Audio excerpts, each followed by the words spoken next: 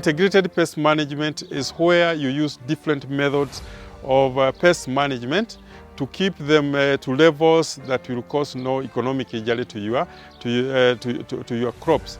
And the reason why we are doing this is because we want to reduce the cost, the use of synthetic pesticides, which are harmful, expensive, and not available to the farmers. So we encourage the use of different, a combination of different methods of pest management, be it cultural methods.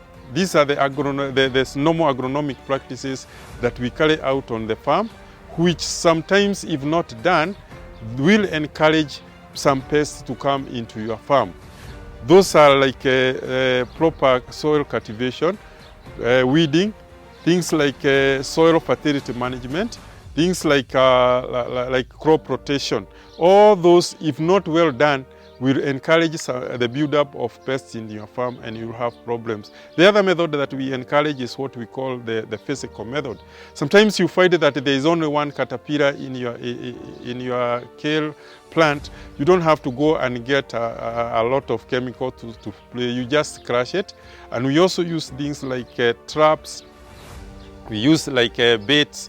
Those are the physical methods where you get hold of the pest.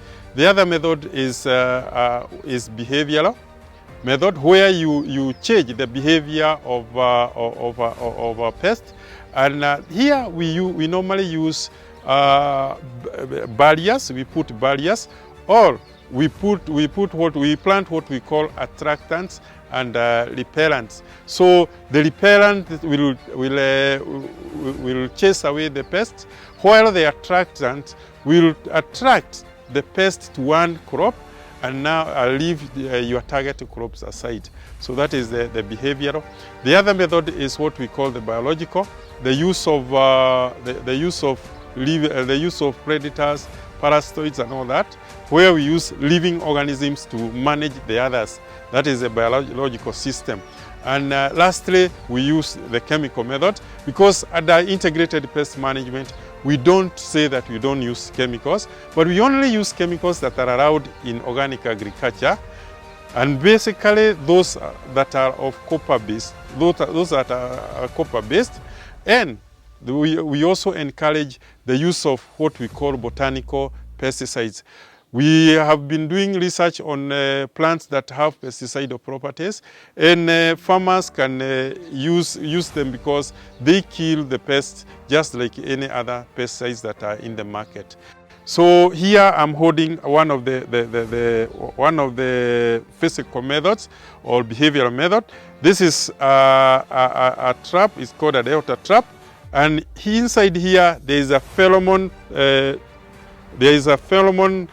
Bait against false codling moth, and this one has the female pheromone, and all the codling moths, the male codling moths will do is they will come and would like to mate with this female moth. So in the process, they will get stuck here, and they will die. Our approach to integrated pest management is that we hold any problem that the farmer has as a pest management issue. So I would say that with the way the land keeps on reducing, it is important to know the type of tree that you are planting. Plant those trees that are multi-purpose. Plant those trees that will give you almost immediate benefits. Plant those trees that are fast maturing, and plant those trees that will not interfere with the other activities that you have. That is, those trees that are compatible with the other crops that you have in your farm.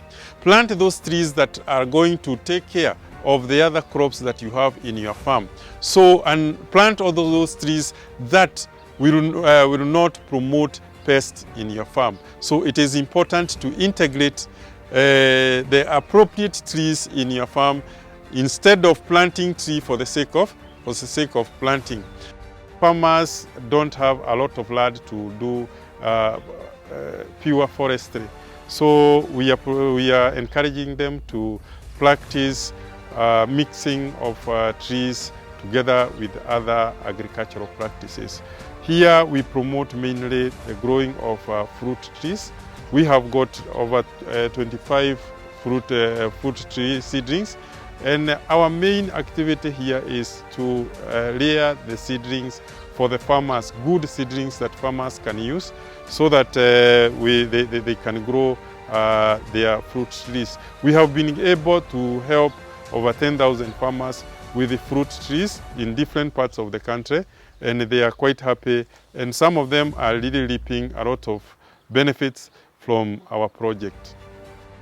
The reason why we are promoting fruit trees is because we want farmers to be sustainable, and we also want farmers to have enough to eat and enough to sell. So we have realized that if you plant a tree like Gravelia robusta, the only thing that it can give you is tuber. But if you plant an avocado, it can give you fruits, it can give you even tuber, and also it can fertilize your soil. So that is why I'm saying that you have to plant trees that are multi-purpose. And we have realized that especially in central Kenya, fruit tree growing is the way to go, because these other crops, the cost of production has gone so high, but when you plant fruit trees, the cost of production is almost minimal. So we are encouraging farmers to go into fruit trees, especially avocados, that now are attracting very good markets even outside Kenya.